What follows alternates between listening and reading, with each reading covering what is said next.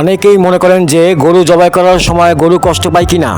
হ্যাঁ, আপনাদের মধ্যে অনেকেরই মনে প্রশ্ন থাকতে পারে, গরু জবাই করার সময় আসলে কি গরু কষ্ট পায়, এবং গরু যদি কষ্ট পেয়ে থাকে তাহলে সেটা কতক্ষণ স্থায়ী থাকে।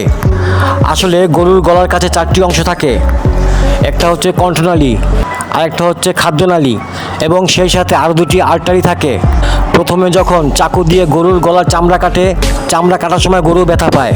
আর এই জন্যই সবসময় খেয়াল রাখতে হয় যাতে করে গরু জবাই করার সময় ছুরি যেন ধারালো হয়। গরুর গলায় কণ্ঠনালী, খাদ্যনালী আর 2টি আর্টারি, এই গলার এই 4টি অংশ যখন কেটে যায় তখন আর গরুর ব্যথা থাকে না।